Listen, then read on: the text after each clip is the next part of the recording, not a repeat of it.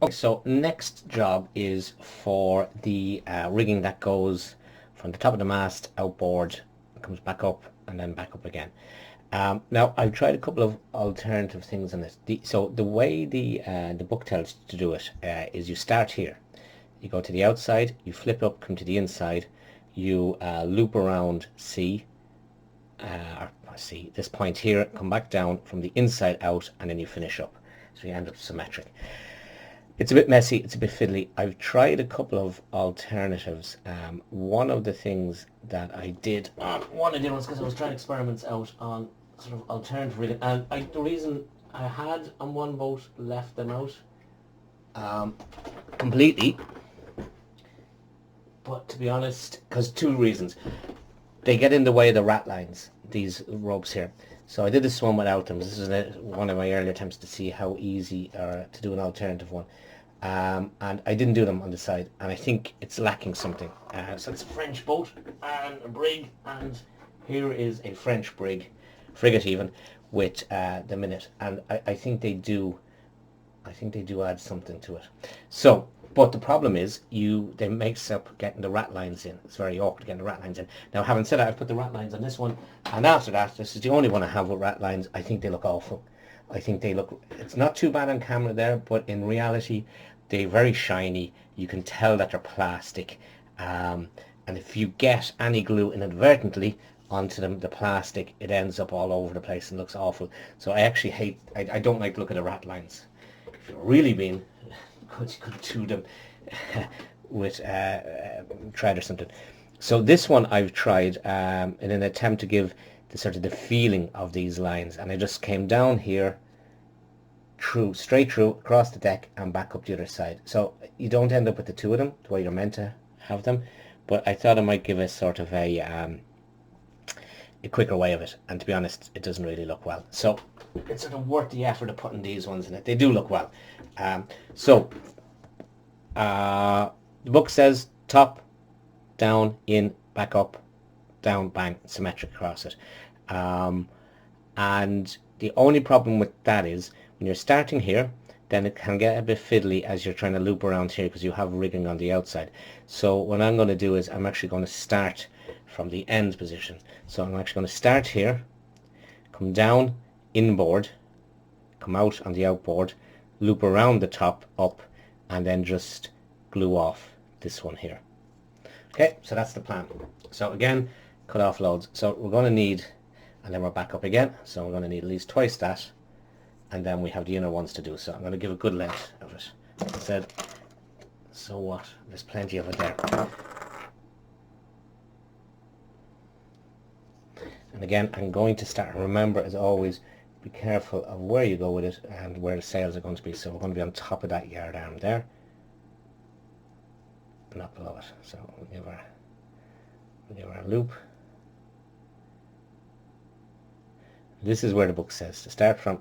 Obviously, I'm not just being awkward for the sake of awkward. I just find it's easier to do it that way. Okay, so there's the first one. Now, we can come down port or starboard, but obviously the knot is on this side, so I'm going to come out through here, and depending, it's going to either go in straight away, or you can be trying to thread this through. The inside one is obviously the hardest one to go. I'll just straighten that up a little bit. So I'm going to try and tweezer this out. Sometimes as well, you can end up with those, there might be a bit of paint or something stuck in those little holes there on the boat, so you might have to clear them out. And as again, that the sim removal tool is great for getting them out. It's just the right size, or a needle or anything like that will do you as well.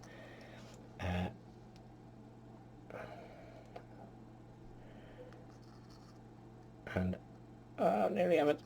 That's always the way you go, oh, and then you get it through, and you go, oh, I don't want to move, and then you know where you're catching it. Okay, so I'm going to use my thumb there to try and grab it.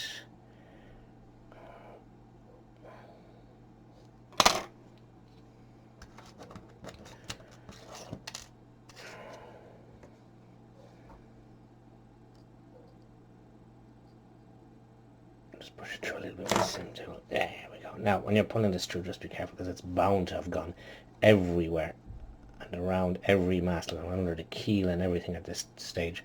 So we don't want that. So just making sure it's clear of everything. And as soon as I let it go, it springs right back. So I think we'll go there now this time, yeah. And then don't pull it back out the hole by accident. Now, there we go. What I'm actually going to do at this point is I'm just going to put a tiny drop of glue, if there's any glue still on this, there is, on the back. Just there, just to help us catch it.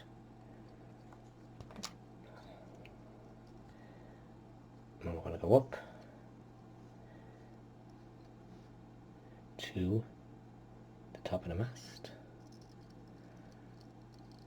and I'm going to put another, as it's there, I'm going to just put another little bit of glue on there. Now, I have to be careful there as I'm opening the glue, putting the mast back. Maybe I should just put the ship down. And we'll just put a little tiny drop of more glue on the top just to hold that for us. And then stays my hand. You can see my hand. Look at the state of that glue. Right, okay, so just going to put a little bit of glue here. I'm going to dab it just there. There's a little one inside there as well. And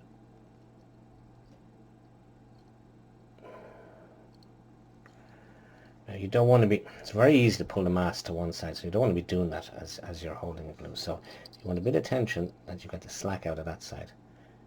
There you go. Now this is the somewhat little bit easier, because now we're coming in from the outboard side, and we're going to just pop through there.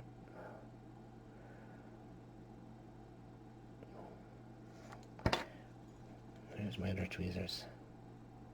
They're actually awful tweezers. They don't do a very fine point, so they can't, there's no strength in them. So what we're going to do is we're going to go up here, and we're just going to tie her off on the mast there in the lower part. And again, I'm not going to tie it off. I'm actually going to just hold it with a bit of glue. Again, not pulling it too, you want to slack out of it. Oh, so a bit of glue there.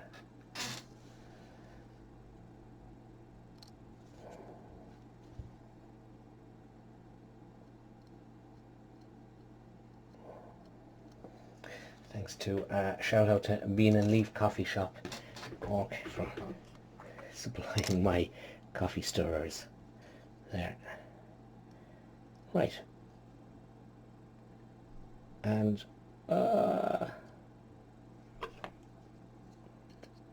fuck, where's that gone to?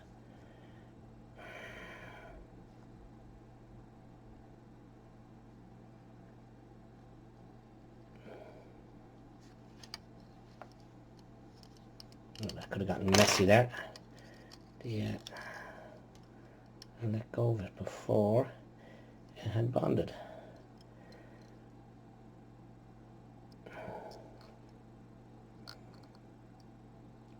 And I'm going to just give that another loop. Once this catches, I'm going to tidy up the bits of thread, and I am going to just put another little bit of glue on that one.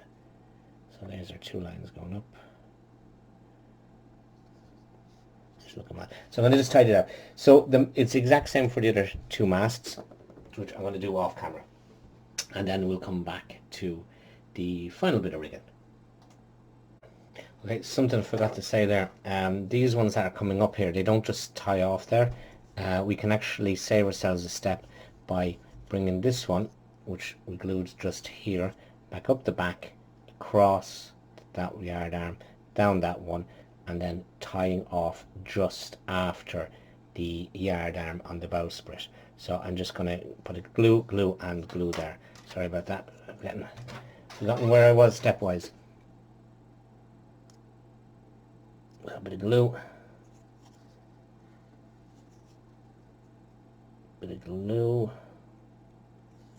I'm going to leave the last bit of glue just until we end up,